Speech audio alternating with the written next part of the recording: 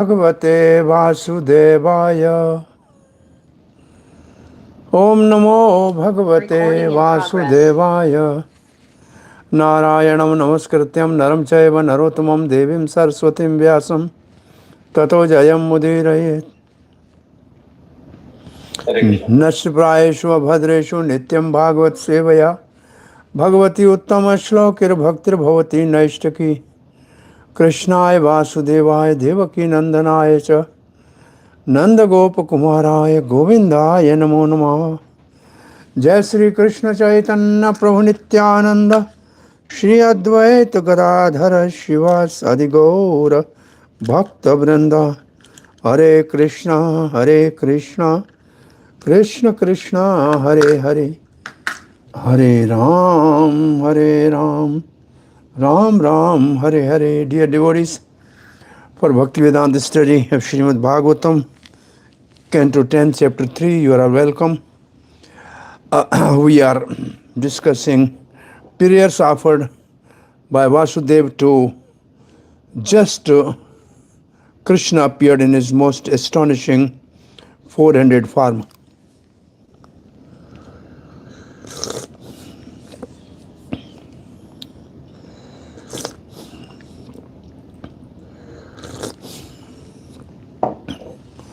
So they are from verse number 13 to 22, and we are starting today from verse number 20.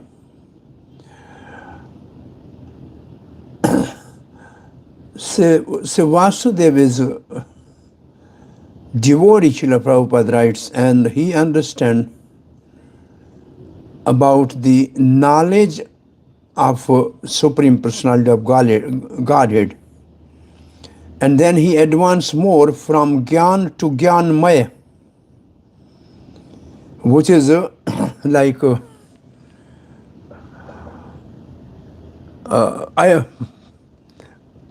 more advanced in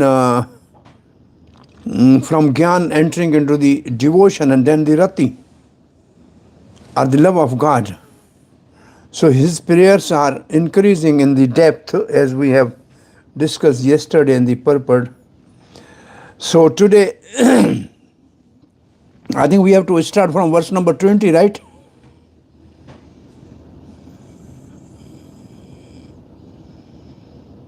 Right? Anybody can? Yes, Prabhu, 20. Right.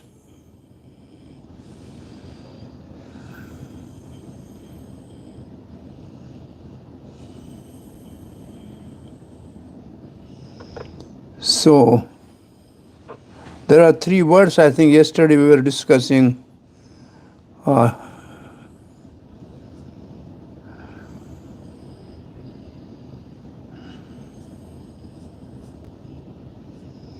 are the three words we were yesterday discussing?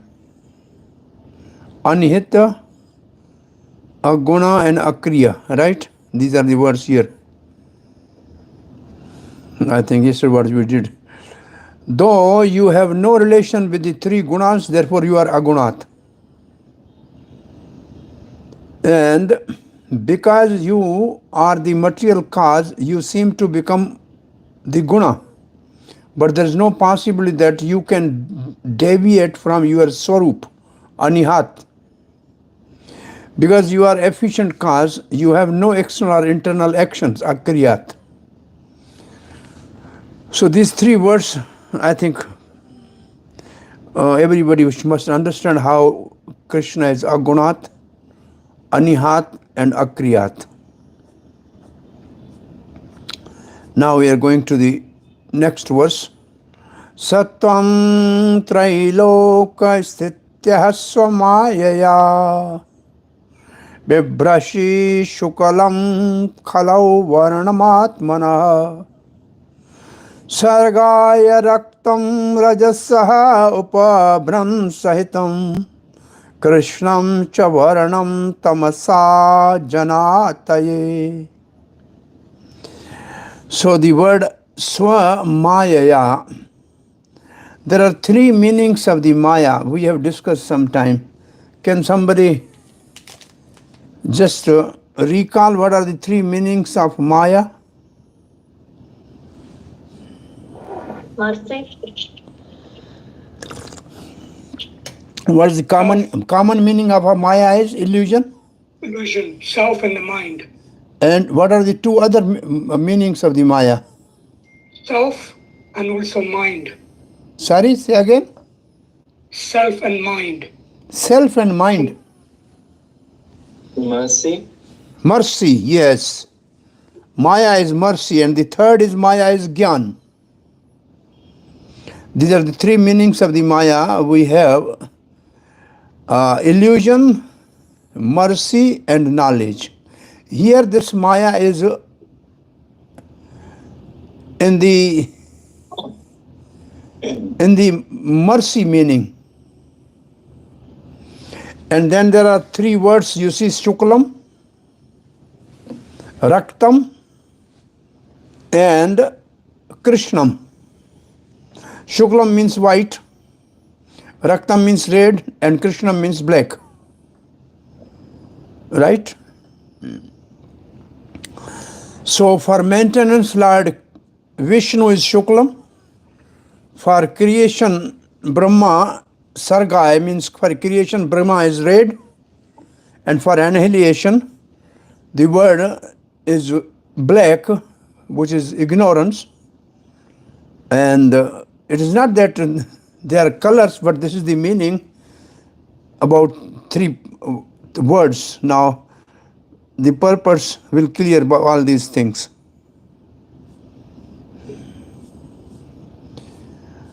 O Lord, your form is transcendental to three modes. Yet for the maintenance of three worlds, Trailoka Sthitya, you assume the white color of Vishnu in goodness. Tom Atmanaha Bibrashi Shuklam Varnam. For creation, Sargaya, which is surrounded by the quality of passion, Rajaso Upabhransitam, you appear reddish, Raktam.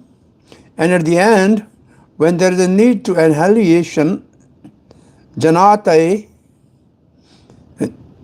which is surrounded by ignorance, Tamasa, you appear black, Krishnam. Now, Vasudeva prayed to the Lord, you are called Shuklam. Shuklam or whiteness is the symbolic representation of absolute truth because it is unaffected by the material qualities. Shuklam, Vardhanam, Vishnu, Shachivarnam, Chaturbhujam. So Brahma is called Rakta or red because Brahma represents the qualities of the passion or creation. And the darkness is entrusted to Lord Shiva because he annihilates the cosmos. Now creation, annihilation and maintenance of the cosmic manifestations are conducted by your potencies, yet you are always unaffected by those qualities. As confirmed in Vedas, Harihi Nirguna Sakshat, the Supreme Personality of Godhead is always free from all material qualities. It is also said that the qualities of the passion and ignorance are non-existent in the person of the Supreme Lord.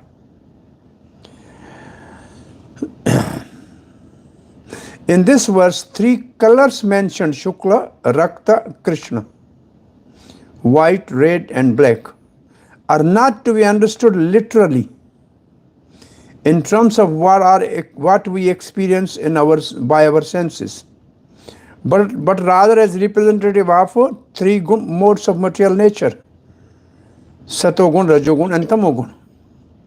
After all, sometimes we see that a duck is white, though it is in Tamoguna, the mode of ignorance, illustrating the logic called Bakka Andha Nyaya.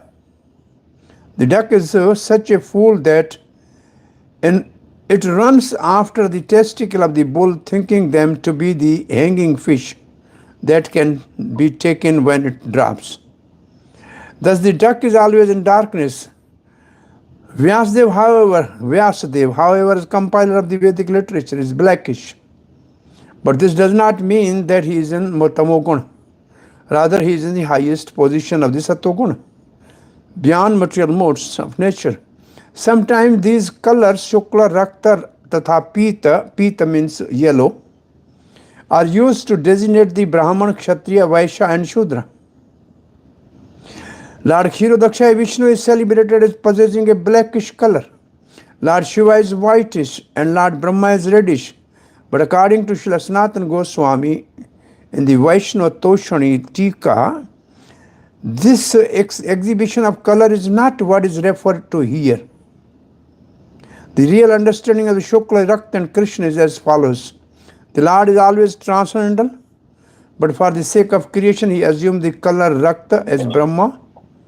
And again, sometimes the Lord becomes angry and he says in Bhagavad Gita, Tamaham Duishat Kurunam Sansareshu Naradhaman. So those who are envious and mischievous, who are lowest among men and are cast by me into the ocean of material existence and to various demonic species of life. To destroy the demons, the Lord become angry and therefore he assumed the form of Lord Shiva. In summary, the Supreme Person of Godhead is always beyond the material qualities and we should not be misled by thinking otherwise simply because of sense perception. One must understand the position of the Lord through authorities or Mahajanas, as stated in Srimad Bhagvatam, Eti chansha kalaha punsha krishnastu bhagavan swayam. Chakravarti Pad writes, a question arises concerning this. It is well known that creation takes place through Brahma. Then how are you also creator? Brahma and others are your forms alone. That is the intention of this verse. Shukla, white, you by your personal energy, Swammayaya, manifest yourself in the form of Vishnu. Here Shuklam cannot mean white because Vishnu is black. At the time of destruction of all people, you are black in color, and for creation in the mode of passion, you are red. We cannot say that Vishnu is nourished or influenced by Satoguna. Therefore, described as white, no. Unlike Brahma and Shiva, who have connection with the other gunas, Vishnu has no contact whatsoever with Satoguna, the mode of goodness. Vishnu is close to Sattva, but close to Sattva means supervising Sattva, but does not touch it. Srimad Bhagvatam 10.88.5, come from Hari Nirgunam Sakshat Purusha Prakriti Para. Lord Hari, however, has no connection with the material modes. He is the Supreme Person of Godhead, an all-seeing eternal witness who is transcendental to material nature. Also the Vishnu Puran says, Sattva adyo na santishe yatra na prakrtah gunaha sa shuddha sarva shuddhebhyah puman adya prasidato. The Supreme Personality of Godhead, Vishnu, is beyond the three qualities of more goodness, passion, and ignorance. No material qualities exist in him. Svetashwar Upanishad says, Sakshi chetaha kevalo nirgunascha. Though the Supreme Lord has no material qualities himself, he is unique witness and giver of consciousness. And Srila Jiva Goswami writes, being of this nature, Sattvam, among people the devotees are your chief interest. Your goal is chiefly to protect the devotees. By your mercy, so Maya. So Maya is mercy here. To your devotees, you assume different forms. Your Achintya Shakti can do the impossible. Though you are pure, you become black. Though white by Rajas, giving up Sattva, you become red. This means that Lord is the basis of various gunas, but he remains in the form of Vishnu Atmana. Laghu Vaishnava Toshni says, why do you say I am cause of creation and destruction? These actions are done by Brahma and Shiva. The verse indicates that he does not speak contrary. Vishnu is white. This means he is pure. Since he is beyond the gunas, and merely assists sattva by closeness. With your form varnam, as Vishnu, you appear in the world for maintaining it by your mercy, Swamaya. You appear as a Brahma full of rajas for creating with the color red, indicating passion to nourish the world. You appear as Shiva full of tamas with anger, indicated by the color black. Black does not indicate his form. Colors seen by the eyes cannot determine the gunas. Bak and other demons full of tamas are white. Vyas, Shukdev and others full of sattva are blackish in complexion. The color are also used to denote the varna like Brahman. Kshirodakshaya Vishnu, the guna avatar of sattva is blackish. Shiva is white. Their expansion of various colors. Thus, though Brahma is described as red-bodied, that is not the meaning here. Vishnu is beyond the guna. He is not in the guna like others. So this is the same description more or less. Srila Prabhupada has taken from here the examples of Bak and others. Hari Nurguna Sakshat Purusha Prakriti Pare. Vishnu is beyond the guna. He is completely beyond matter. Shiva Shakti Yutah Shashvat Trehi Lingoh Gunah Sangvirtah Vaikarikah Tejascha Tamas Chet Aham Treda. Shiva is always united with his personal energy, the material nature, manifesting himself in three features in response to the entreaties of the nature's three modes. He thus embodies the threefold principle of material ego in goodness, passion, and ignorance. Thus, Vishnu cannot be said to be covered by Sattva-gun, as the two other, means Brahma and Shiva, are covered by Rajas and Tamas. Vishnu appears with the desire to protect, even though it is said that they are all not affected by transformation of guna, since it is explained that the goal is to destroy the tamas in people. Vishnu has the form of Satchidanand at all times. Otherwise, there would be a contradiction to the thousand of other statements concerning Vishnu and his devotees. I think this is almost same purport. Only some examples are here. Or since you are without contradiction or because of the creation, you are generally have a white form, varnam, as manvantara avatars like yagna, in that you are white. By your mercy, Maya. Though you are by nature the protector, you accept these forms. Since protection is your nature, maintenance is mentioned first, like Shukla white.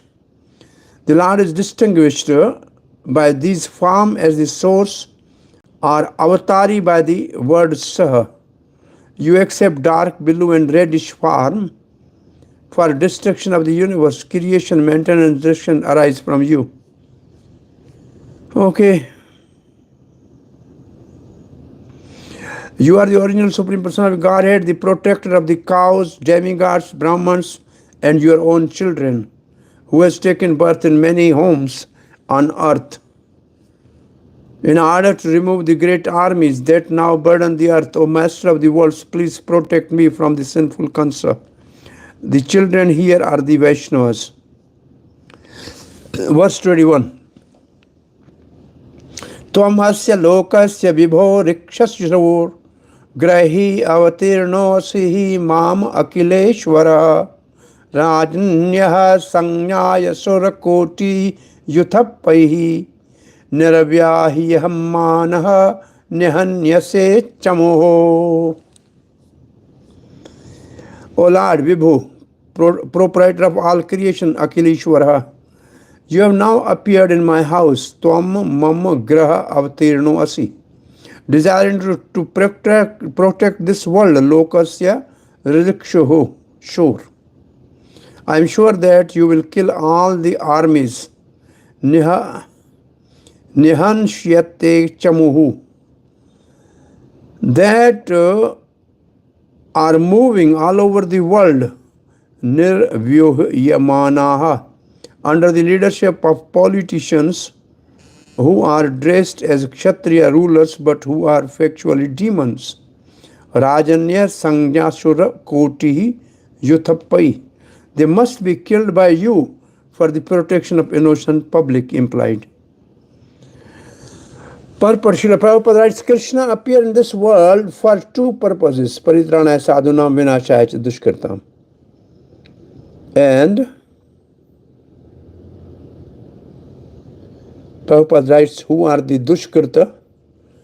Uneducated, uncultured asuras, who unnecessarily bark like dogs and fight among themselves for political power. It is said, Kali Kale Nama Rupe Krishna Avatar. Now this is something add here in our list of Krishna conscious movement. The Hare Krishna movement is also an incarnation of Krishna in the form of holy name, Nama Rupe. Every one of us who is actually afraid of the Asuric rulers and politicians must welcome this incarnation of Krishna, full mantra Hare Krishna. Then we will surely be protected from the harassment of the Asuric rulers. At the present moment, these rulers are so powerful that by hook or by crook, they capture the highest post in government and harass countless number of people on the plea of national security or some emergency. This is sometime in India. This was the situation of emergency. Then again, one asura defeat another asura, but the public continue to suffer. Therefore, the entire world is in precarious condition, and the only hope is this Krishna conscious Hare Krishna movement. Lord Nrsimhadev appeared when Prahlad was excessively harassed by his Asuric father. Because of such Asuric father, there is the ruling politicians. It is very difficult to press forward Hare Krishna movement. But because Krishna has now appeared in his holy name, through this movement, we can hope that these Asuric fathers will be annihilated and kingdom of God established all over the world. The entire world is now full of many asuras in the guise of politicians, gurus, sadhus, yogis, and incarnations. See, what are the different type of asuras Prabhupada is explaining? He is seeing politicians and gurus, sadhus, yogis, and incarnations. And they are misleading the general public away from Krishna consciousness, which can offer true benefit to human society. So this is the another mood of Hare Krishna movement, Prabhupada. Oh Father, in truth, you know about me. Krishna is asking from Vasudeva. But if you know, then say why I have appeared in your house. This verse ends with taking the name of king. You will kill all the troops directed by the demons in order to protect the devotees and the citizens in general. Jiva Goswami writes, you have appeared in my house, this prison, or in my wife, because I was dedicated only to you. O Lord, situated everywhere with all your portions, Vibhu. O Lord, endowed with inconceivable, unlimited Shakti beyond the reach of body, mind, and words, Akhileshwara. You have entered us by your inconceivable Shakti, which promote mercy to the devotee, and you have accepted the mood of being a son. Now I have attained you as a son, though you come to protect the people. This is fortune for the world and fortune for me. You desire to protect all people submerged in an ocean of suffering, but you especially desire to protect your devotees. The Yadavas. Genitive case is used instead of accusative case in asya lokasya. You desire to protect the people. O powerful Lord, the Lord of the all beings, it is impossible that you have appeared, but yet you have appeared, and in my house with the relation to me, and even in the prison. Such great mercy you will repeatedly kill all the armies moving about constantly and with purpose, along with hosts of the demonic kings disguised as kshatriyas. The word with is used to show that by destroying armies, the kings will also be destroyed.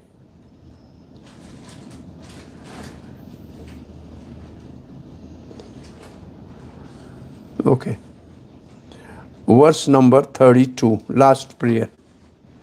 Ayam tva asabhyastava janma nao grahe shurtva agarjamste nayadhitah sureshvara sate avataram purushahi samarapitam shurtva adhunaeva abhisaratyah udayuda. This is the real intention of Vasudeva after knowing everything because of his deep love of paternal love. And Prabhupada is a very wonderful purport, seeing ISKCON as a child, and Prabhupada has the same mood. O my Lord, the Lord of the demigod Sureshwara, after hearing Shurtva, the false prophecy that you would take birth in our home and kill him, Tava Janma Nau Grahe. This uncivilized comes, I am to asabhya, killed, nyavadhit. So many of your elder brothers, te agarjan. As soon as he hears from his lieutenants, saha shrutvaha purushahi samarpitam, that you have appeared te avataram, he will immediately come with weapon to kill you. Adhuna eva abhisharatya udayudaha. Comes has been described as asabhya, meaning uncivilized or most heinous, because he killed the many children of his sister. When he heard the prophecy that he would be killed by her eighth son, this uncivilized man, Kansa, was immediately ready to kill his innocent sister on the occasion of her marriage. An uncivilized man can do anything for the satisfaction of his senses. He can kill children, he can kill cows, he can kill brahmanas, he can kill old men, he has no mercy for anyone. According to the Vedic civilization, cow, woman, children, old men and Brahmins should be excused if they are at fault. But Asuras, uncivilized men, do not care about that. At the present moment, the killing of the cows and this is very two important lines. Greatest sin appearing on the planet today, and therefore whole world is in chaos and very near to the world war. And what are these two problems? At the present moment, the killing of the cows and killing of the children in the womb, actually. This feticide and the cow slaughter is going on unrestrictedly, and therefore this civilization is not at all human. And those who are conducting this condemned civilization are uncivilized asuras. Such uncivilized men are not in favor of Krishna conscious movement. As public officers, they declare without hesitation that the chanting of Hare Krishna movement is nuisance. It's a nuisance. Nuisance. Is nuisance. And this is about Bombay. Although Bhagavad Gita clearly says, Sattam Kirtan Yantamam Yatatan Sadridvartaha. According to this verse, it is the duty of the Mahatmas to chant the Hare Krishna mantra and try to spread it all over the world for the best of their ability. Unfortunately, society is in such an uncivilized state that there are so-called Mahatmas who are prepared to kill cows and children and stop the Hare Krishna movement. Such uncivilized Activities were actually demonstrated in opposition to Hare Krishna movement's Bombay center, Hare Krishna land, as Kansa was not expected to kill the beautiful child of Devaki and Vasudeva, the uncivilized society. Although unhappy about the advancement of this Krishna conscious movement, cannot be expected to stop it. Yet we must face many difficulties in many different ways. Although Krishna cannot be killed, Vasudeva, as the father of Krishna, was trembling because in affection he thought that Kans would immediately come and kill his son. Similarly, although the Krishna conscious movement and Krishna are non-different and no asura can shake it, we are afraid that at any moment the asuras can stop this movement in any part of the world. This is Prabhupada he's in a mood like Vasudeva, in a paternal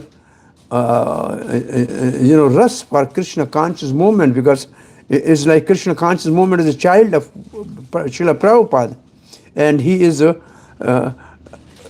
he's firmly convinced that nobody can stop Krishna conscious movement, because Krishna and Krishna conscious movement are non-different, but because of deep love for Krishna conscious movement, like Vasudeva, he is afraid that some asura may stop this movement in some part of the world. Hare Krishna. Anybody has to say something about this? How you see this? Prabhupada, like in a mood of, because he's inaugurator of this ISKCON movement, so he has a fatherly, mood towards the movement, and then he's comparing Vasudeva's lamentation and fear and his deep love for Krishna, and Prabhupada is just thinking same way for the Hare Krishna movement. Is it okay? Hare Krishna, Prabhuji. Hardly feeling towards ISKCON is now appearing in these words, Prabhu. Yeah. It's a very deep realization from Prabhupada, how the devotees to see. There's a perspective of Srila Prabhupada being seen here in this sentence, these words about the movement or the ISKCON, how he sees it actually. Yes, his mood is like a vatsalya of Vasudeva towards the movement, because he created this movement. This movement is his child. And this is what, as I said, Krishna conscious movement is conceived in Jhansi and was born in New York. And Prabhupada is actually like an inaugurator of this movement, especially sent by Krishna. So his mood is like Vasudeva. He's thinking of these demons like Kansa. Even Prabhupada is seeing smaller demons of the Bombay for his project, but he's seeing the whole world and movement that people may stop it. So I think we should respect this mood of Prabhupada and make sure, though we must be firmly convinced that nobody can harm Krishna conscious movement from outside, because nobody can kill Krishna. But internally among ourselves, by our own dissension and fighting and philosophical misunderstanding, we can ourselves damage the movement.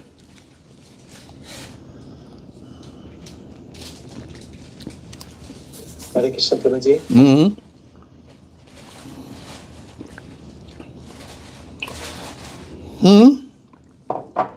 Prabhuji, actually, I just want to, Krishna is depicting this Leela, his so-called father and mother is put to distress, his so-called brothers are put to death. So what exactly Krishna wants to depict through this Leela?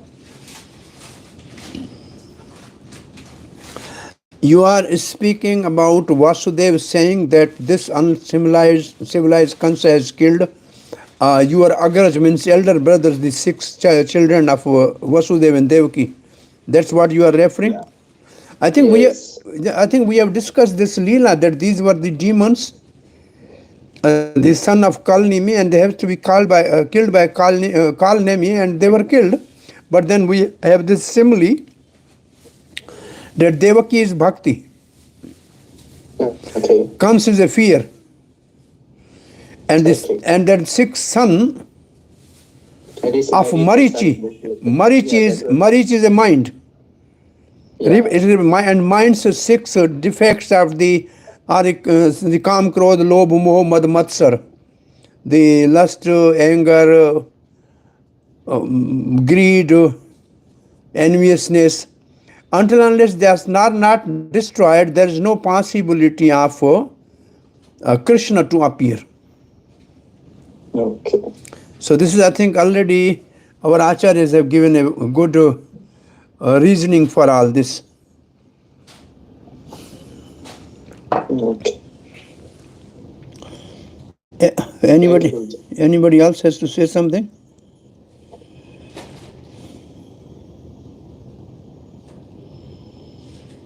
Okay. Though I know all, Chakravarti Pad writes, your glories, I cannot cross the ocean of uncertainty. Now I will inform you all about evil Kansa.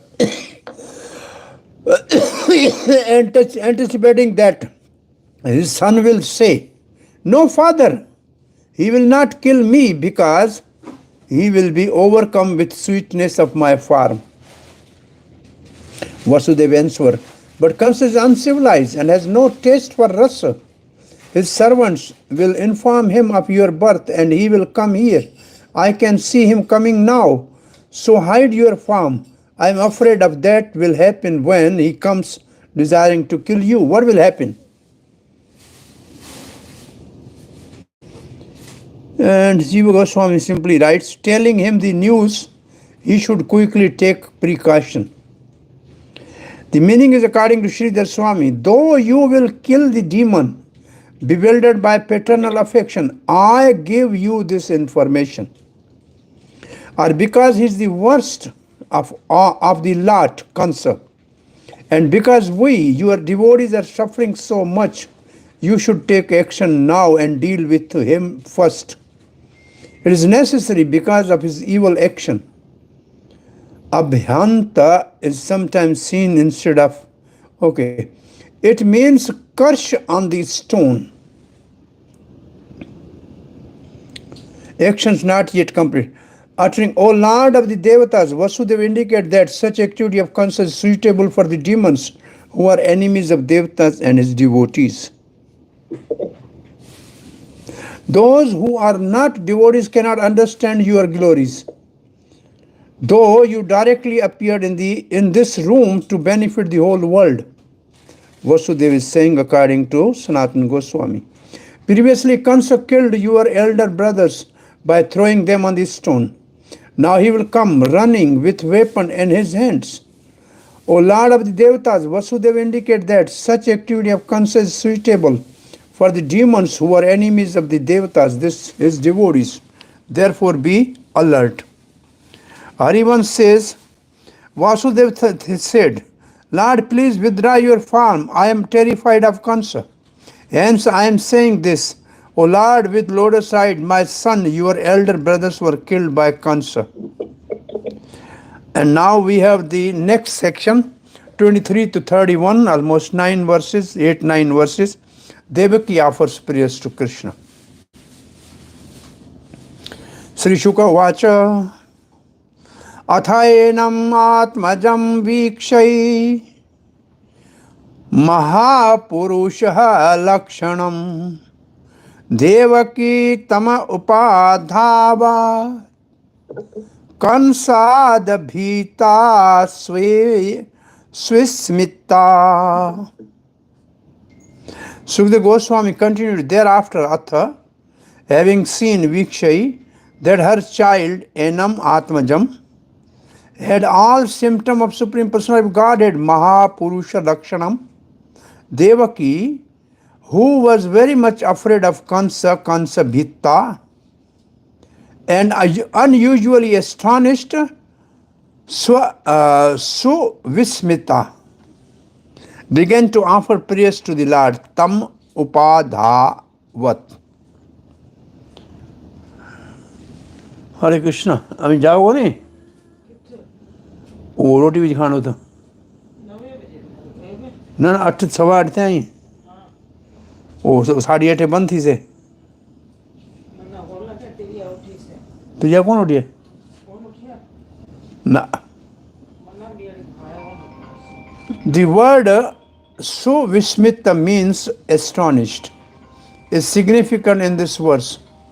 Devaki and her husband Vasudeva were assured that their child was the Supreme Personality of Godhead and could not be killed by Kansa. But because of affection, as they thought of Kansa's previous atrocities, they were simultaneously afraid that Krishna would be killed. This is why the word Swavismita has been used.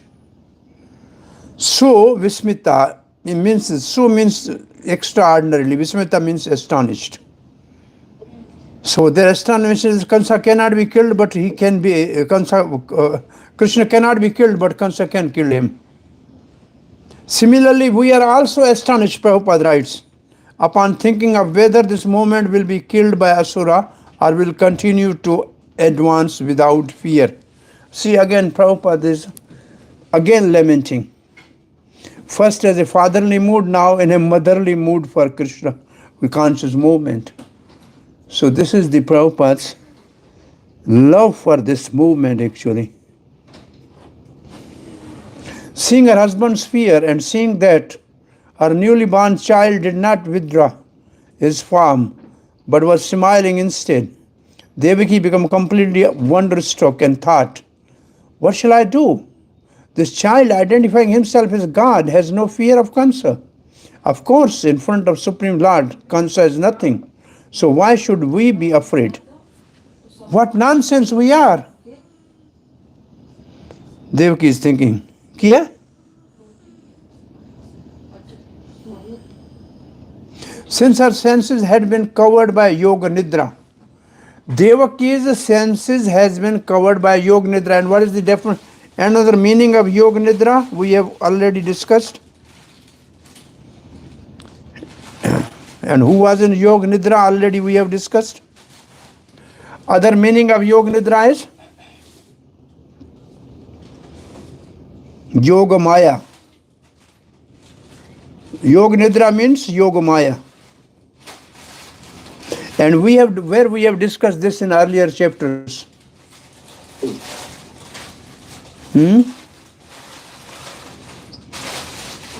Krishna ordered Yoga Maya to put Mother Yashoda in Yoga Nidra. Yeah, this we have discussed about Yashoda, that she will be in a Yoga Nidra, means she will be covered by Yoga Maya and she will not notice whether the baby born is a boy or a girl or something like that. So similarly, Devaki is in a Yoga Nidra, means under influence of Yoga Maya. After some time after Krishna appeared, she spoke. Sukadeva addresses him as the son to produce more possessiveness. Devaki is saying, you are my son. Since she could not accept the Lord would come out of the womb, she hid this fact by simply calling him a son. After Vasudeva praised the Lord, Devaki praised him. She gazed at him, who was long expected as he manifested his divine form. She gazed at the Lord who had appeared from her womb. This produced feeling of possessiveness in her. She has come from my womb. Oh, he has come from my womb. Though his development in the womb was only an imitation. To hide that fact, her senses were covered by the Yoga Nidra, or power of the Lord. Therefore, she calls him her son. Out of fear of Kansa, she then saw him as Swayam Bhagavan, Mahapurush. But becoming surprised at that, she began praising him. Her fear shows the preponderance of seeing Krishna as her son. After Vasudeva's prayers, I think same thing is almost there. Oh, she directly saw him as Narayan, Mahapurush, with 4 arms. She was surprised and, though fearful of Kansa, offered prayers to her son.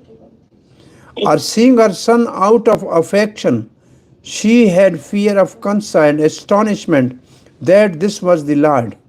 Or she spoke to that son who appeared with a spiritual form from whom she had long expected. Narad said, understanding the handsome and dark Sri Krishna was the original Supreme Personality of Godhead, Devaki, who was equal in all to all demigods, bowed before him and spoke. The taste of Bhagavatam means taste for prayers offered by various devotees of the Lord to the Lord.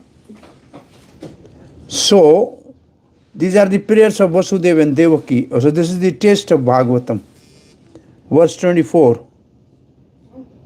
Sri Devakya Vacha Rupam Yattat Prahor Avyaktam Adhyam Brahma Jyotir Nirgunam Nirvikaram Sata Matram Nirvisesham Niriham Satvam Sakshad Vishnu Adhyatma Deepaha. Very wonderful prayer. This is very nice prayer. See, the words are so beautiful and every verse is described by Srila Prabhupada and the other acharyas.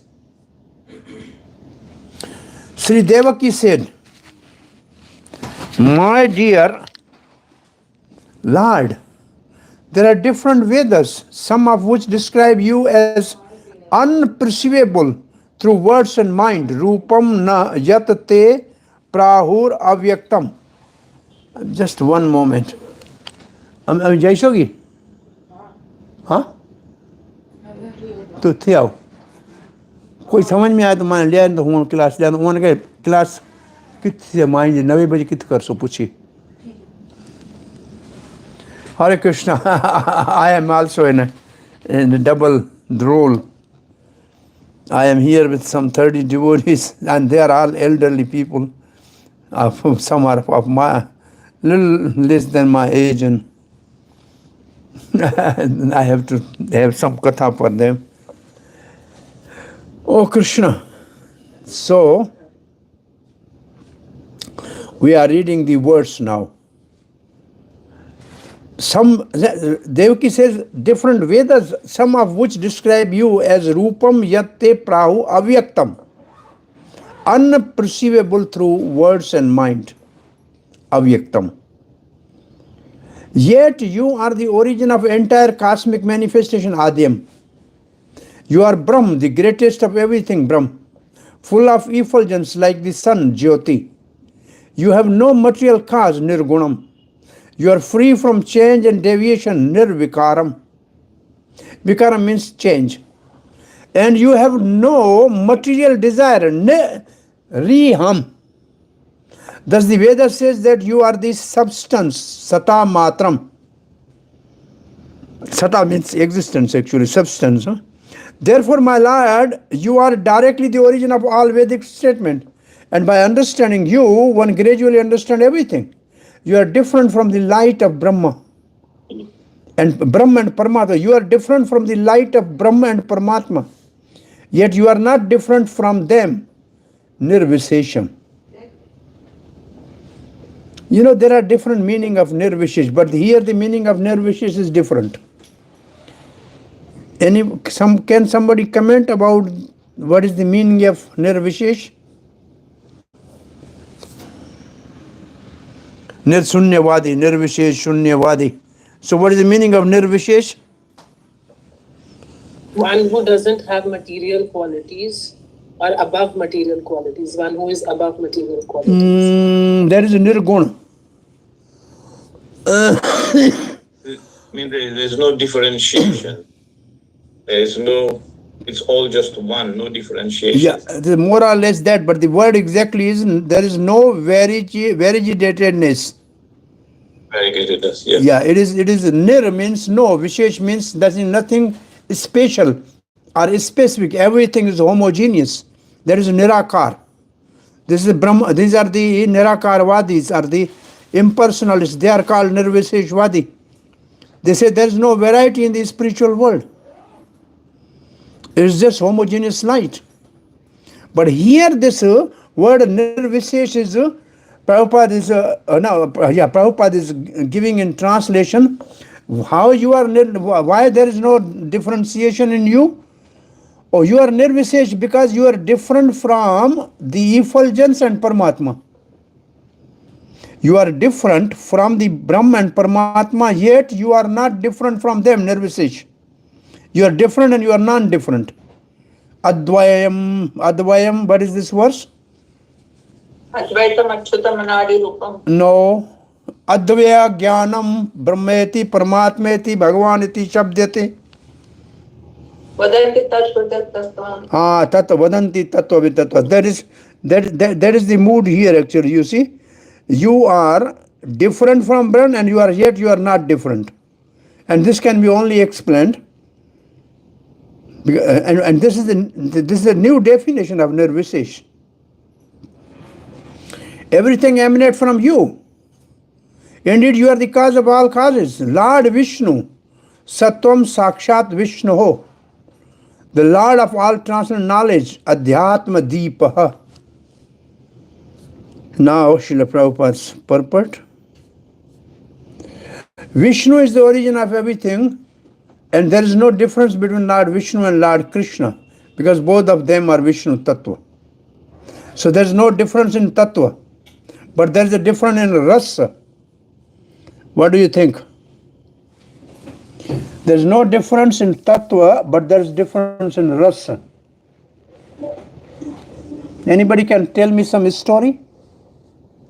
अभी जाओ चाकू की तरह लबे लिया है हाँ yes The stories of gopis and Narayan. Yes. Narayan actually Krishna. Gopis and Narayan. The story from Chaitanya Charitamrita, which is quoted in Bhakti Rasamrita Sindhu. And पानी थोड़ा ले आया सिबुरो कब से Yes. Venkat Bhatt and Chaitanya Mahaprabhu. Anybody can recall that story? Venkat Bhatt is the worshipper of Lord Vishnu. Narayana. Yeah, Lord Vishnu. And Chaitanya Mahaprabhu said so. So there is no difference in Lord Vishnu and Lord Krishna. So Lakshmi is with Lord Narayan. And she cannot enter the Ras Leela of Vishnu. Ras Leela of Krishna. Why? If they are one in Tattva, but still there is a difference in Rasa. She cannot go there. So although they are one, but in Rasa, Krishna is different than Vishnu. So Lakshmi cannot enter the Rasa dance. She is still waiting in a Bale 1 and doing austerities. And there is a specific verse in our this discussion also. We have that verse from Bhakti Rasamrita Sindhu. 2 days back, I think 3 days, we have discussed this subject. Can you relate to the something what I am saying right now? I am Anupam, brother of Rav Goswami, Sananda Goswami. Anupam. ले जाया. They were all Rama Bhaktas. Total non. What I'm saying is, I'm saying the both are same in Tattva but different in Rasa. How many Rasa are in Vaikuntha where there is a Narayan? And how many Rasa are in Golok Vrindavan? In Vaikuntha, there's only 2, and there's also Gaurava Sakya, so 2.5. 2.5. Yeah. But in Golok Vrindavan, 12. Krishna is Ras Raj. Vishnu has the Shant Ras and Dasya Ras and half of the friendly mellow. So there is a difference between the two. Like in a Tattva they are one, but in a Ras there is a difference. But here the discussion is about tattva. From Rig Veda we understand Om Tad Vishnu Paramam Padam. The original substance is all pervading Lord Vishnu, who is also Paramatma and effulgent Brahm. The living entities are also part and parcel of Vishnu, who has various energies, Prasa Shakti Vivadhi Shriyate Swabhavaviki Gyana Balakriya Cha. Anyway, you all are Bhakti Vedanta students. I'm asking you, living entities are also part and parcel of Vishnu. How?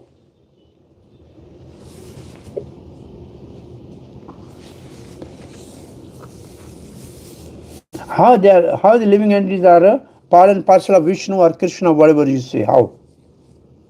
Directly or through something?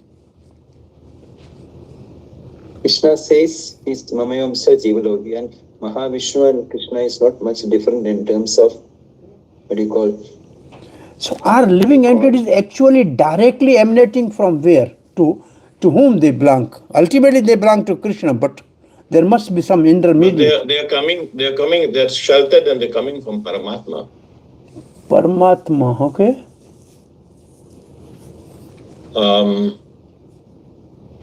Because they are in the material world, the conditioned jiva is working under Paramatma, but the liberated souls are working under Krishna. Can somebody will find the purport in 2nd Canto 10th chapter verse number 3.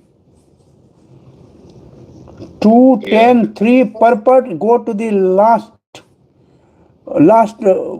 paragraph, or just little above last paragraph. I'm just giving you one hint. You see what Prabhupada has written there.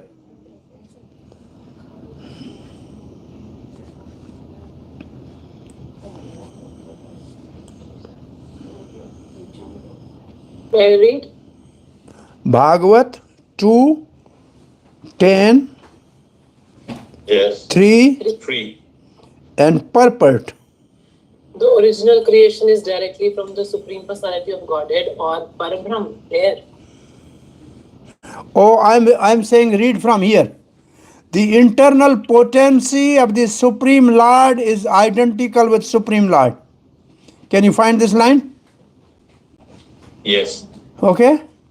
The internal potency of the Supreme Lord is identical with the Supreme Lord, and the external potency is enlivened in contact with the internal potency. Now the line you read.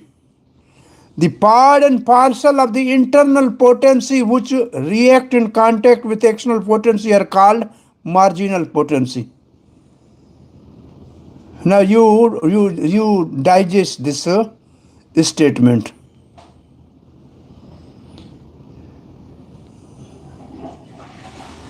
And then you tell me what you understand by what is the part and parcel living entities. Internally. Which means that they are same in quality as the Supreme Lord, but except that when they are acting with external potency, then they are considered to be the Trashta Shakti. But the Trashta Shakti is also the same nature as the spiritual potency of the Lord. Are you sure? Prabhupada gives the example of a drop of water and the ocean. Can't you see directly that the part and parcel are internal energy? Yeah, the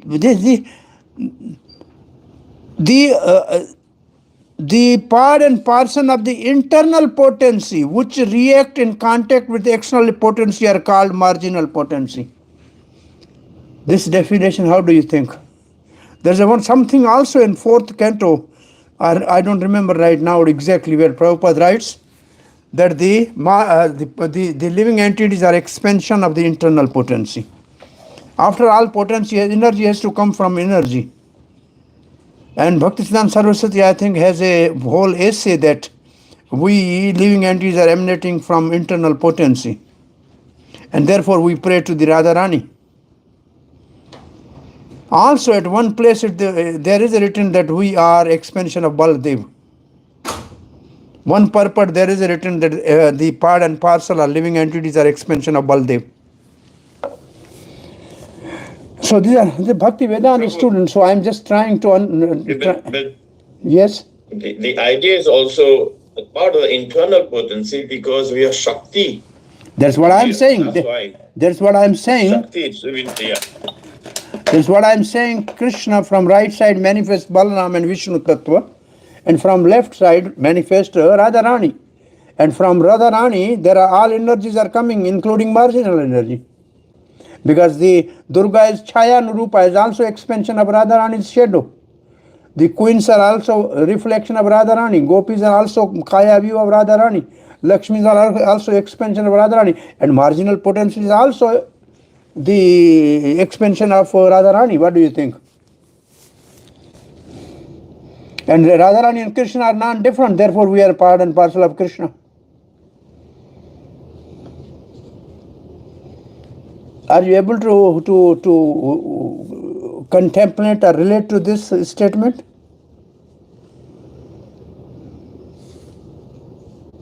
You can find also the essay by Bhakti Siddhanta Saraswati Goswami Maharaj Srila Prabhupada. The living entities are expansion of internal potency. The difference is that Swa-angsas, they are part and parcel of Krishna, so they are Shaktiman. And whether and we are Vivinangsa, and we are part and parcel of the internal energy, so we are Shakti. We are not Shaktiman. Right. So the difference is being made in relationship to the internal energy. So the Swa-angsas of Krishna, the expansions of Krishna are Shaktiman, and we are expansions of the internal energy, so we are Shakti. Right. That's how I understand it. Yep. Yeah, so what I'm saying, I'm just because this is we are doing the, I think, almost next to the highest study of this scripture. Bhakti Sarvabhauma is the only left one. So I thought that we should go a little deep into this subject, that how we are part and parcel of Krishna. Prabhuji, can I? Yes, please. I actually, my child, she's my part. But when she goes to school, she identifies herself as a student. So then she disconnects, though she's always my part. But she's identifying with the school, and then she takes another identity. Oh, so that is like simultaneously. Yeah, I can say your example is like he is your part, but when he goes to the school, his name is with his father's name. Yeah, something. That's what I'm saying. They write the father's name. So similarly, when we are coming in the school of the external energy, then we have a father's name, but actually we are mother's son. Something, yeah. Yeah, this simultaneously. Yeah, this is the analogy. Okay, this is good. Yeah. No, this is interesting discussion. Yes. Yes, Prabhuji. Because this one purport I always remember. There is one other purport in 4th canto. Sometime you read, you will find in a purport something. I gave one class in Baroda. I remember exactly. There is a more detail about the same subject there. It's more 10 years back, I think. I cannot recall now exactly that verse.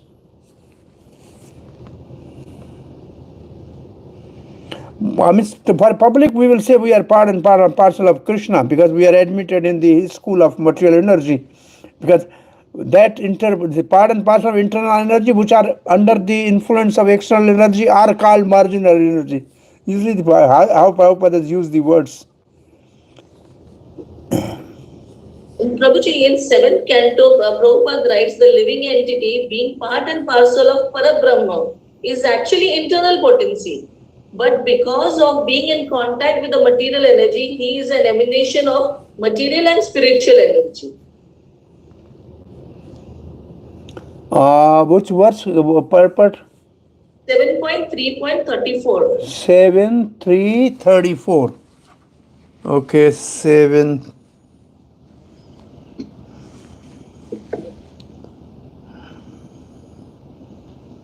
Okay, Canto 7, Chapter 3. Yes, Prabhuji. And verse 74. 34. Oh, 34, okay. And in the purport somewhere. Oh, there's small purport. Okay, we can read this. Yes. The Lord is endowed with unlimited potency. Exactly this verse which is here. Parasya Shakti. Same verse, right? Which are summarized as three, namely external, internal, and marginal. The external potency manifests this material world.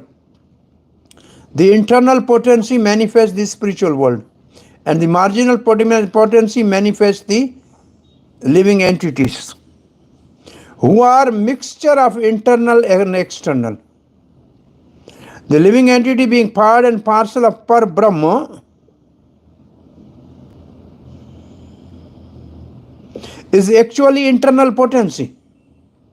But because of being in contact with material energy, he is an emanation of material and spiritual energy, therefore he is marginal. Marginal in between the two. Okay? Supreme Personal God is above the material energy and is engaged in spiritual pastime. The material energy is only an external manifestation of his pastime. Anyway, in this also there is a similar, mood, right? Prasa Shakti Vividhai Shriyate. Here Prabhupada is taking one aspect of this verse, but in other places he will take another aspect. Bala Kriya. Gyaan Bala Kriya Cha. Knowledge and Bala means strength and Kriya means activity. So this verse has many varieties. But here also the same thing. Why it is called marginal? It's actually is it internal, but when it come in contact with external, therefore it is marginal. Anyway, interesting discussion. We are going a little further.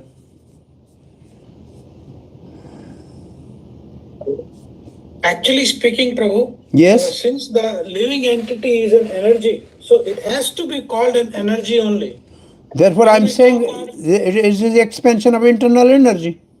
Yeah, because it's an energy, it's not external energy, and practically there are only two energies, internal and external. So internal energy means what? Something which has Sachidanand feature is internal. Yeah, actually this is Radharani.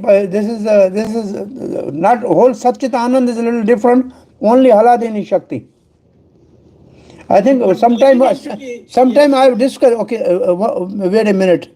I want to discuss. You started this topic.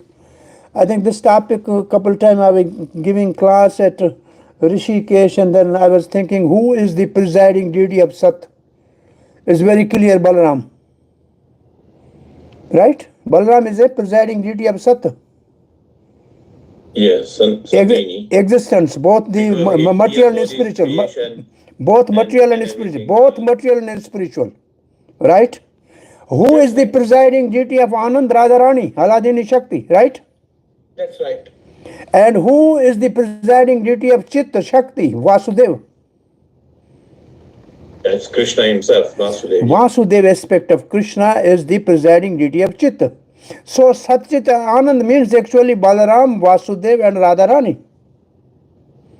They are the presiding deity of the Satchit Anand, Samvit, Haladini and this Saindani.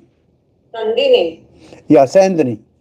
So this is the meaning of Satchit. People say Satchit Anand, all the Mayavadi, but they don't know what is who is presiding Sat and who is presiding Anand. They don't know actually this whole concept. So I was discussing with a couple senior devotees with Advait Maharaj, Jai Advait Maharaj. I discussed. He said, well, their energy, how can there be? Then I discussed with Bhagvat Maharaj, Bhakti Govind Maharaj. Then he called Shivaram Maharaj and he got the answer, and then he gave this. So after 3-4 discussion, we reached to this conclusion that Sat presiding deity is Balaram, Chit Vasudev, and Anand the Radharani. So these are the presiding deity of these. So we are, in one sense, therefore Prabhupada sometimes writes that Balaram, the living entities are expansion of Balaram. We are existing. Either we are existing material energy, material world or spiritual world. He is the existential source for all. So in one purport, exactly Prabhupada, we are expansion of Balaram, which is because we are existential Sat.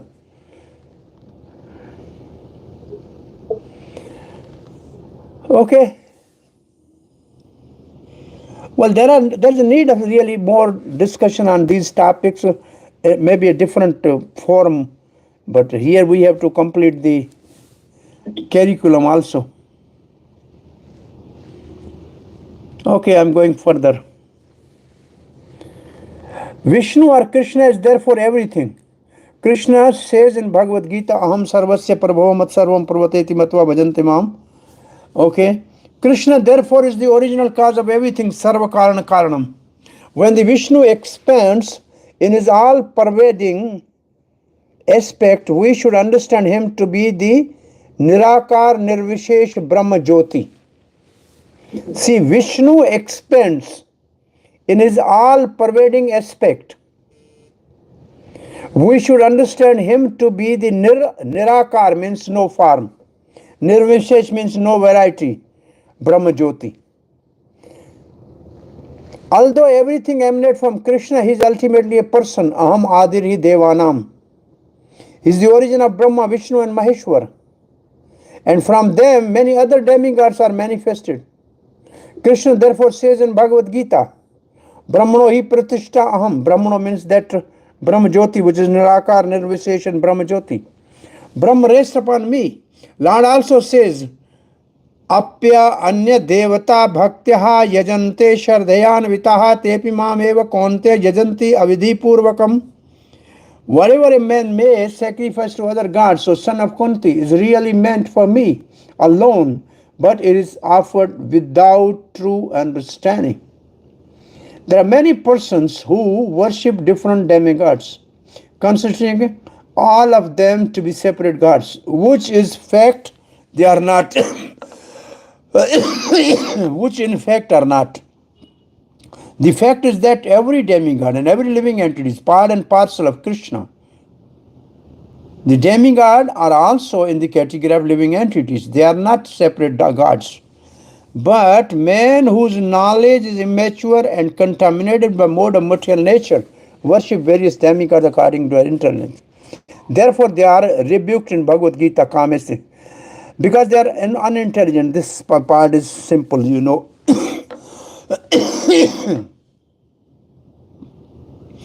Either they worship demigod or speculate according to various philosophies like Mayavad philosophy. So karmis and gyanis. Krishna, Vishnu is the actual origin of everything. As stated in Veda, yasya bhasha sarvam iti vibhati. Sarvam idam vibhati. The absolute truth is described later in Srimad Bhagvatam 10:28-15. 15. Sasatyam gyanam anantam yad brahma jyoti sanatanam. The Brahma Jyoti is Sanatan, eternal, yet it is dependent on Krishna. Brahmano pratishtaham. The Brahma Sahanta state that the Lord is all-pervading. Andantrasta pramano chayantrastam. He is within the universe and he is within the item as Paramatma. Yasya prabha prabhavato jagatanda koti koti asesha vishuddhati vibhuti vibhinnam. Brahma Jyoti is also not independent of him, of Krishna. Therefore, whatever philosophers may describe is ultimately Krishna or Vishnu. Sarvam khalva idam Brahm. Param Brahm, Param Dham, Pavitram, Paramam Bhava. According to different phases of understanding of Lord Vishnu is differently described, but in fact, he is the origin of everything. Can somebody explain this sentence? According to the different phases of understanding, Lord Vishnu is differently described, but in fact, he is the origin of everything. Please. explain this statement. This is the same as Brahman, Paramatma, and Bhagwan, right? According to the understanding. According to different phases of understanding means the people who understand. Yes. So there are Jnanis who understand him as Brahma. There are yogis who understand him as Paramatma. And there are devotees who understand him as Bhagwan. That's what actually it means. And also, if we look into the purport from the beginning here, and the karmis who worship the demigod are also indirectly worshiping Vishnu.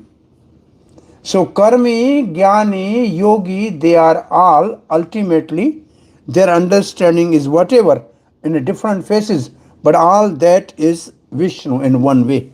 Is it clear? From this purport, from the above, the Prabhupada is concluding up till now what he has discussed in the purport. He discussed the demigods, he discussed the Brahma, and then now he is saying, according to different phases of understanding of the different practitioners, karmi, jnani and bhakta, yogi and bhakta, the Lord Vishnu is differently described. Somebody said Yagneshwar, these karmis, they call Yagneshwar. He gives the benefit of yajna. And the jnani says he is Brahm. The yogi says he is Paramatma. But the devotee says he is the Supreme Lord. Is it clear?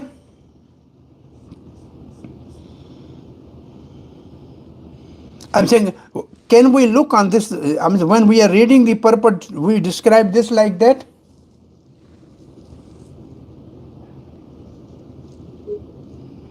According to the different phases of understanding. So what Prabhupada has discussed all this in the purport till now.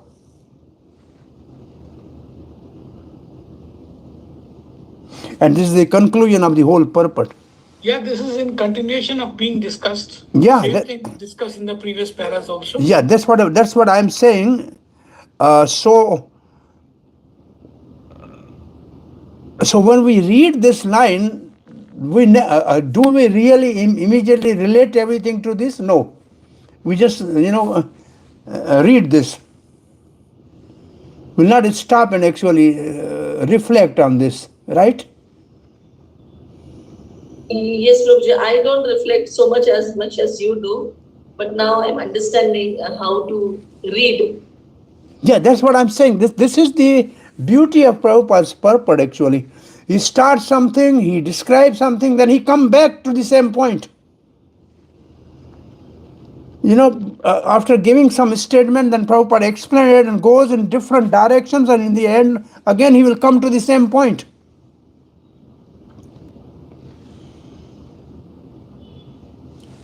So, because Devaki was an unallied devotee, she could understand this.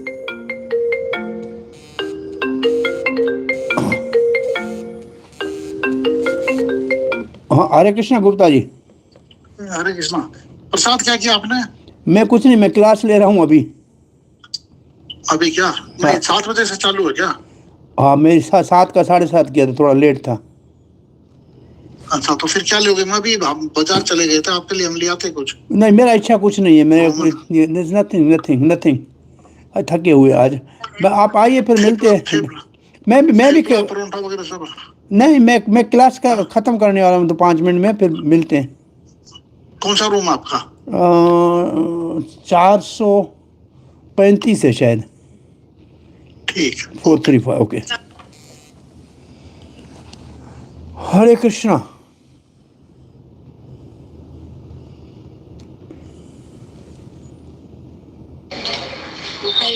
हरे कृष्ण बाबा, कथा lobby में है तो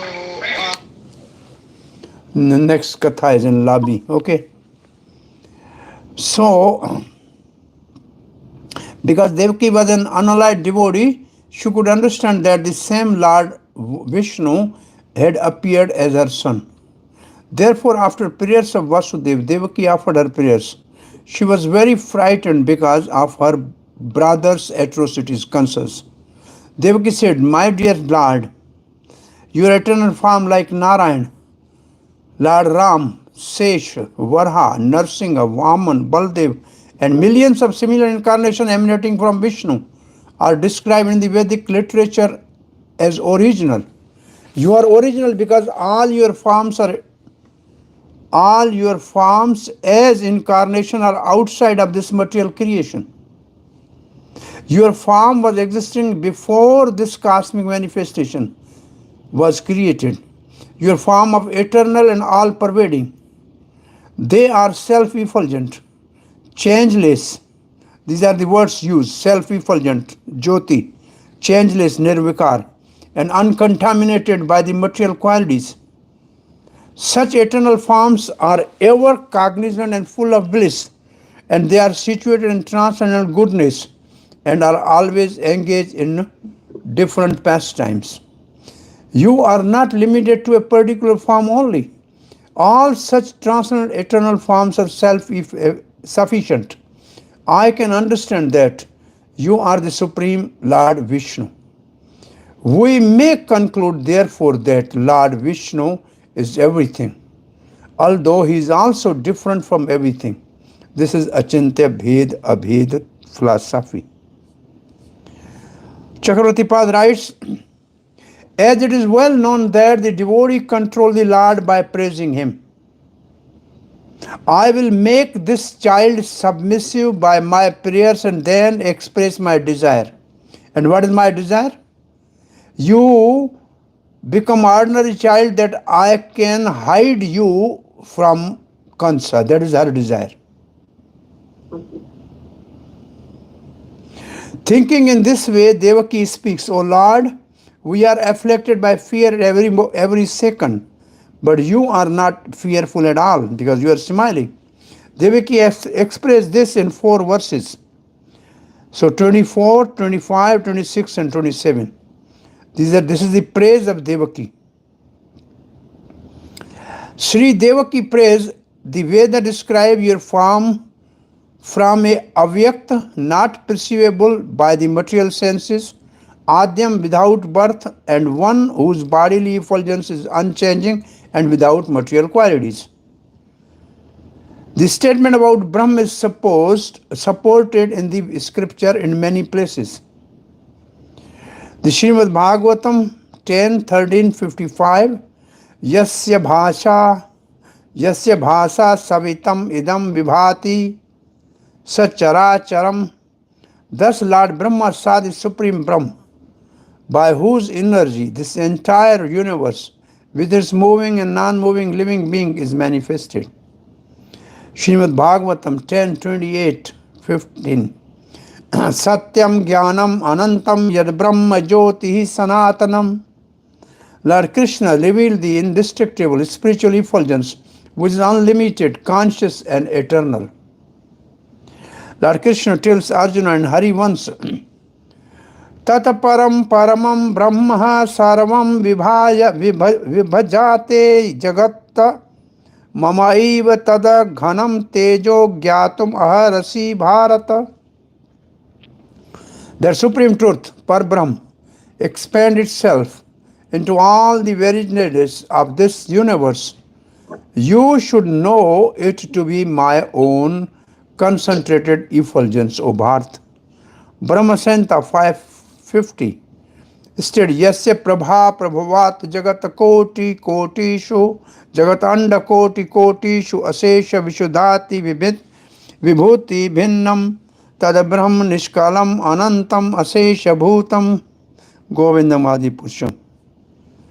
Krishna himself says in Bhagavad Gita, Brahmano hi pratishtha aham. In relation to Krishna's vibhuti, or power, Sridhar Swami, in his commentary on Gita, continues that the impersonal feature of Lord is called Brahm, indicated by the use of word Param. Srimad Bhagavatam, Lord Matsya Ashwar King Satyavart that the absolute truth can be known from the words of the Vedas. Madiyam Mahimanam Cha Param Brahmeti Shabditam Vetasyasi anugraha hitam me samprashnahi vivartam hirdi. You will be thoroughly advised and favored by me, Satyavart, because of your inquiries. Everything about my glories, which are known as Param Brahm, will be manifested within your heart. Thus you will know everything about me. In one stotra, Yamuna Acharya says, Parata Param Brahma Chate Vibhutayaha. The Supreme Brahma is your Vibhuti,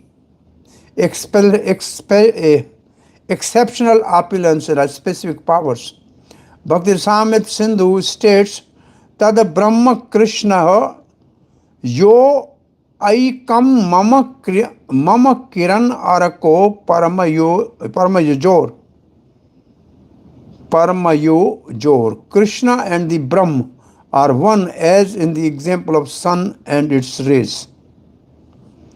Sata matram, the original substance. Devaki continues, Krishna, your associate, devotees, holy abode and form are all from Shuddha Sattva. Sata matram. Nirvisesham, you are beyond the particulars of the material world. Niriham, without material desires. You are without material thirst because you are full of and perfect. Or it can mean you are the person who takes away material desire from devotee's heart and give that devotee desire to attain the Lord. The Amar Kosh Sanskrit dictionary says the word iha, niriha. So word iha means desire, endeavor and thirst. Adhyatma Deep, the light for all transcendental knowledge. You are Vishnu because you reveal all truth. Though I am ignorant, I have spoken as you have revealed yourself to me. Adhyatma Deepa.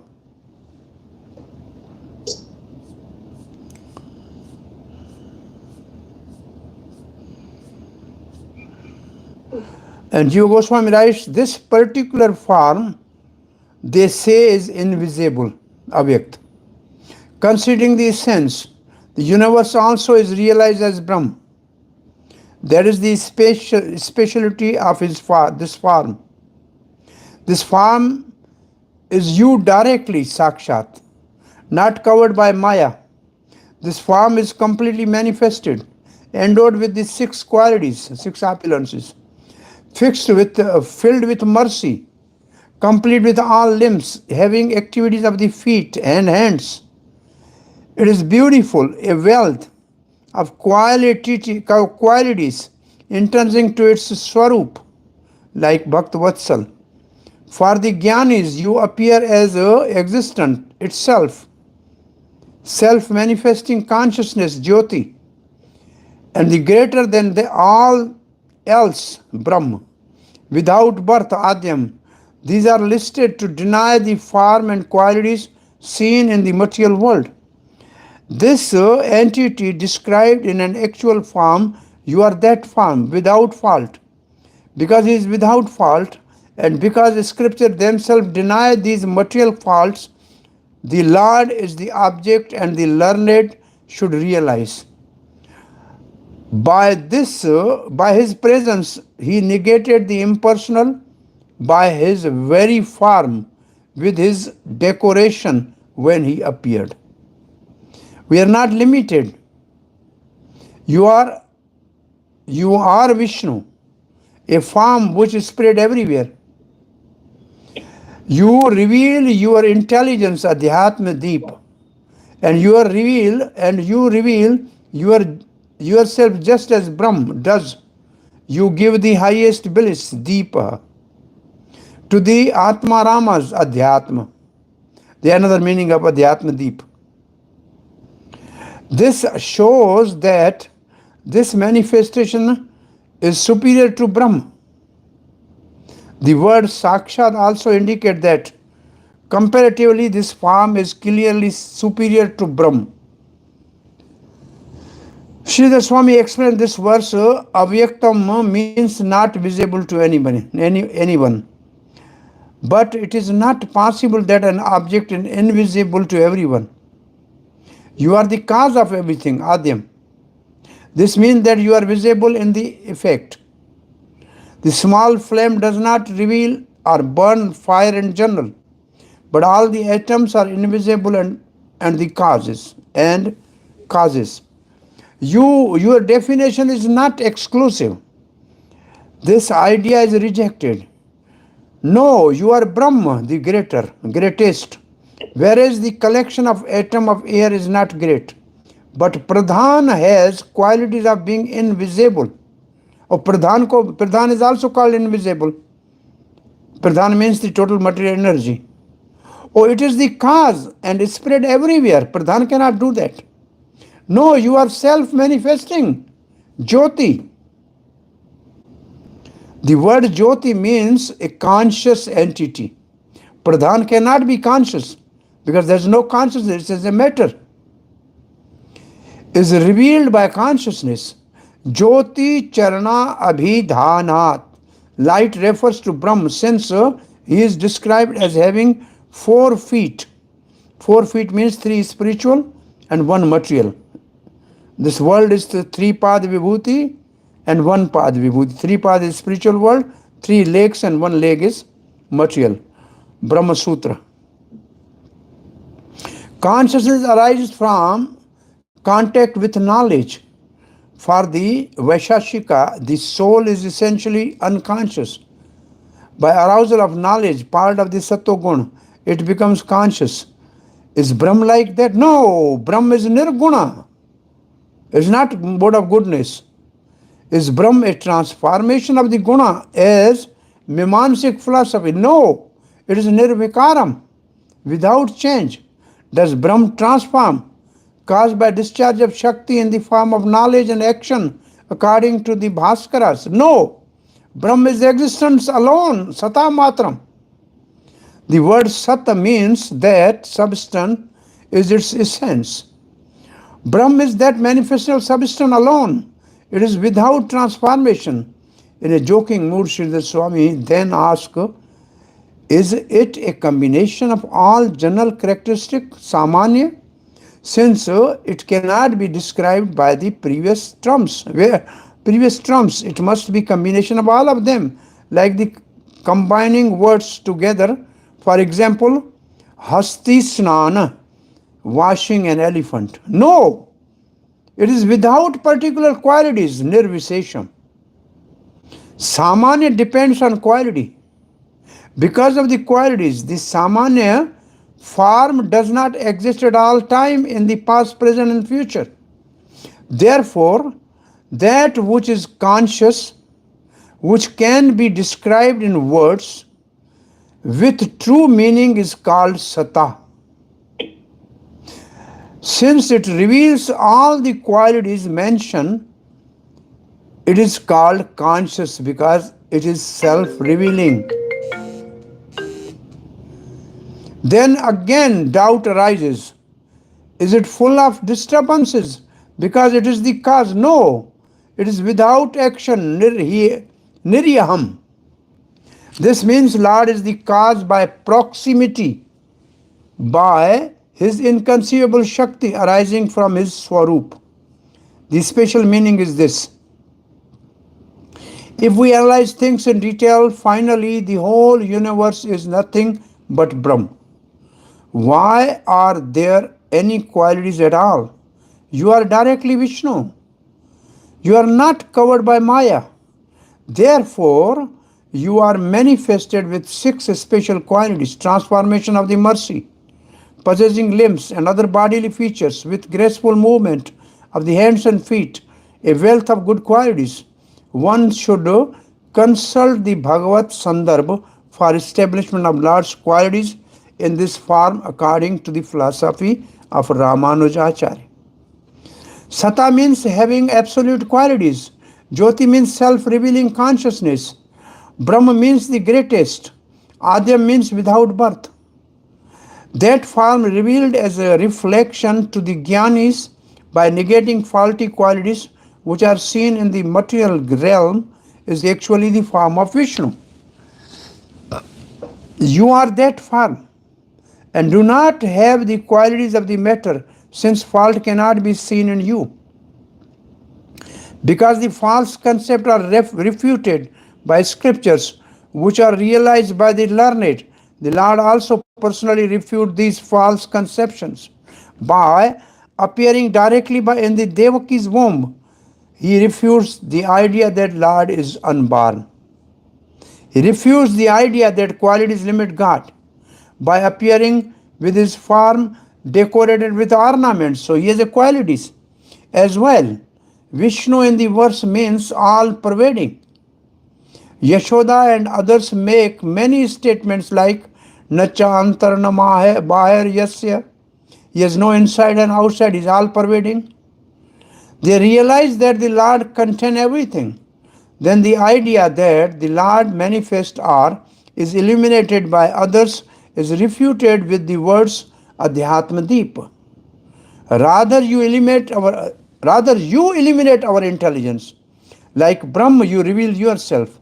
No one can deceive you. Adhyatma means depending on the self. Thus the word can mean Atmarama. It means Atmaram. You also eliminate even the Atmas, Atmarams.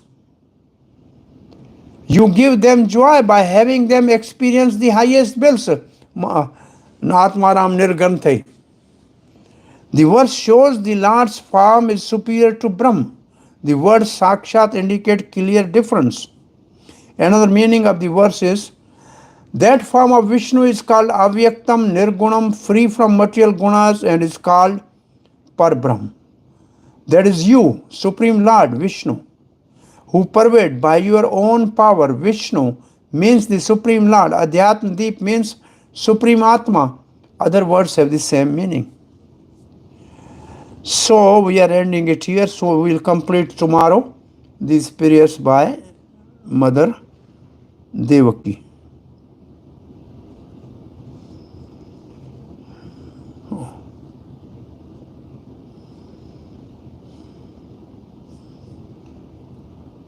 Okay. Hare Krishna.